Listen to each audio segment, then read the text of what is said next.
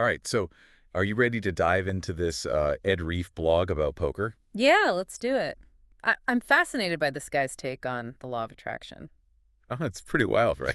Like using that to get better at poker. Yeah, You've got all your notes and your articles thinking you're going to like unlock the secrets of poker success. right. But Reef is kind of saying, hold on a second. Yeah, he's like flipping the script on that whole Yeah. positive thinking thing. Yeah, exactly. Manifest your destiny at the poker table kind of vibe. Yeah, he goes right to the heart of it too, right?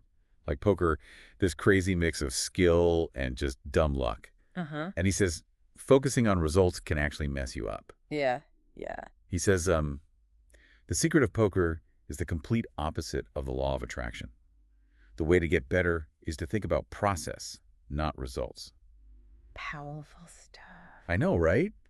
It's like he's saying, forget about winning every hand. Yeah. Just focus on making the best choices you can, like right now in this moment. It's a total shift in perspective. It is. Like, think about it. You can make what you think is the best possible play Right. based on everything you know. But sometimes The cards just don't. cards just don't cooperate. Yeah. Doesn't mean you were wrong. Exactly. Yeah. It's not about the outcome of one single hand. Mm-hmm. It's like over time, Yeah. honing your skills, Yeah. making smart choices consistently. It's a long game. Yeah, and Reef, he uses this word excelling to describe this approach. Oh, yeah. It really stuck with me. It's about mastery, right? Yeah. It's not just about winning or losing. It's Mm-mm. like you really get the game. You played your best. Yeah. Whatever the outcome. So we're starting to see how this process over results idea works, Yeah. but how does that actually play out, when you're at the table? Okay, so let's talk about going all in, right? Classic poker move. Right. Especially for newer players, it seems so powerful. Oh, yeah, like you're in control. Exactly. You're like, I'm so sure I'm going to win. Right. But Reef, he makes this point about all in. What's that? It only works until it doesn't. Oh. He compares no limit hold'em to a concussion. Whoa. Okay. And he talks about the difference between lightning and a lightning bug. Okay, that's a pretty intense comparison. Right. So what he's getting at is this Yeah. all-in can give you this feeling of control. Uh-huh. It's like you're saying, I'm so confident I'm risking everything. Right. But poker, there's so much chance involved. Yeah. Even with good cards, it might not work out. Exactly. You can have the best hand in the world Mm-hmm. and still get unlucky. So it's like putting all your eggs in one basket. It might work sometimes, Yeah. but it's not a good long-term strategy. It's not about consistent, skillful play. You know? Right, so we're ditching the all-in obsession. Yeah. What does Reef say we should focus on instead? He says we need to really understand the game. Okay. He even brings up Malcolm Gladwell's idea of thin slicing. Ooh, now this is getting interesting. Hmm. I love Gladwell. For those who haven't read Blink, how would you explain thin slicing? So it's about making fast judgments. Uh-huh. With limited information. Well, it's like intuition. Yeah, like a sixth sense almost. Okay. Picking up on subtle cues, making decisions. And how does that work in poker? Okay, imagine your opponent has a tell. Okay. Like they change their posture when they're bluffing or their breathing changes. Right. If you notice those things, that's thin slicing. Wow. So it's like training your mind to see those little signals and use them in your decisions. Right, and that intuition comes with experience, Yeah. Yeah. paying attention. So you're not just playing the cards, you're playing the players. You got it. It's like mental chess. Totally. And that's what makes poker so complex and interesting. Yeah. Always something new to learn. Okay, so we talked about all-in and thin slicing. Hmm. What else does Reef say about getting better? So he warns against just copying famous poker pros. Oh, yeah, like if I just play like Phil Ivey, I'll be a champion. Right, exactly. Yeah. But it's not that simple.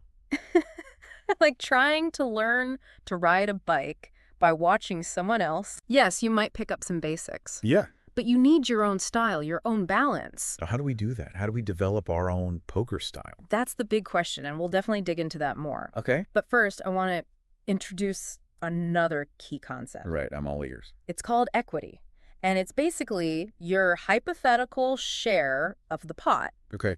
based on how strong your hand is. Mm-hmm. So it's not just about the cards you have, like right then and there. Okay. It's also about the cards that could still come up Right. and how those cards could change things. So it's not just, am I winning or losing right now? Right. It's like, what are my overall chances of winning? Exactly. It's all about the possibilities. Okay, I think I get that. Yeah. But how does knowing about equity actually help me make decisions at the table? Okay, well, first off, it helps you figure out how much you're willing to risk. Okay. Like, am I chasing a long shot here? Mm-hmm. Or am I in a really strong position? Gotcha. That knowledge can help you with your bets, you know. Do you go all in?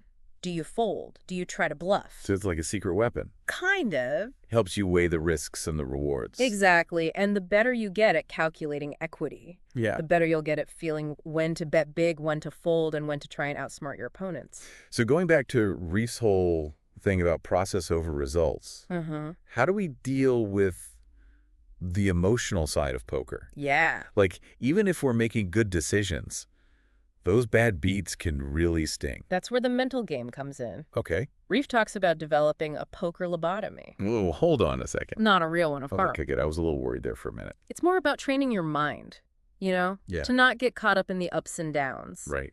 Fear, greed, tilt all those emotions. Yeah. They can really mess with your judgment. Well, I've been there. Yeah. We get a bad beat, and then suddenly you're chasing losses, making dumb bets like a maniac. We've all been there. The key is to recognize those emotional triggers and figure out how to deal with them. So, like, what kind of strategies? It could be something simple like taking a break when you feel yourself getting tilted. Okay.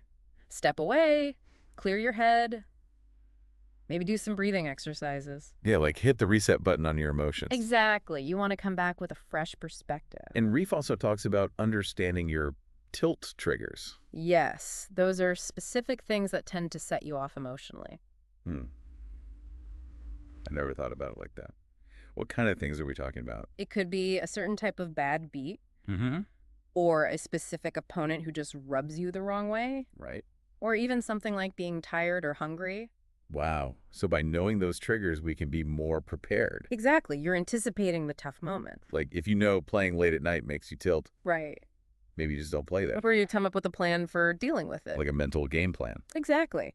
Now, Reef also talks about selective aggression. Okay, tell me more about that. It's not about being aggressive all the time. It's about choosing your moments. Right. And applying pressure when it's most effective. So like a predator waiting for the right time to pounce? Perfect analogy.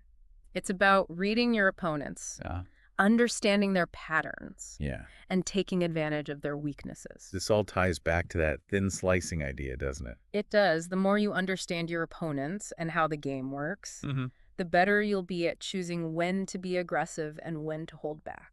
This is all so fascinating. And we're just scratching the surface. Reef goes even deeper into poker strategy. Wow. But before we get into those advanced strategies, Okay. I think we should talk about bankroll management. Oh, yeah, the money stuff. I'll admit that's not always my favorite thing to think about. It's important, though. I know. And Reef says that good bankroll management can actually help you play better. Really? How so? Well, if you're always worried about losing money, Yeah, it's going to affect your decisions. that makes sense. You might get too scared to take risks. Or you might start chasing losses and making bad bets. It's like when you're down to your last few dollars, Right. every decision feels huge. Exactly. But when you have a good bankroll management plan, Yeah. it gives you a sense of security. Okay. You know, you can handle those losing streaks without going broke. So it's like a safety net. Exactly. It lets you focus on the game, make those smart decisions, and trust that things will even out over time. I like that. Now, before we wrap up, I wanted to touch on one more thing that Reef talks about. Okay. Continuous learning. Yes, that's so important. He really emphasizes that. Poker is always changing, you know.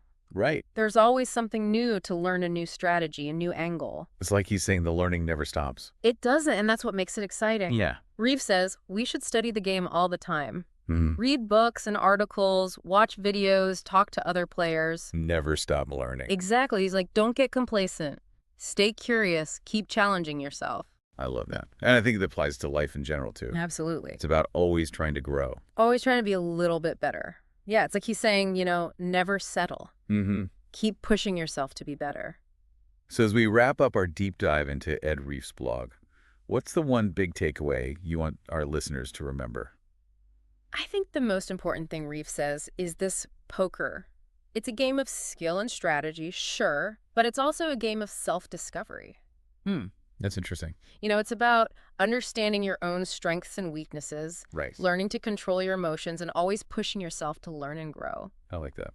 And I think it's about embracing the paradox of poker. Okay, that paradox. That mix of skill and luck, Uh-huh. the balance of strategy and intuition. Right. It's this dance between control and chaos. Beautifully said. Yeah.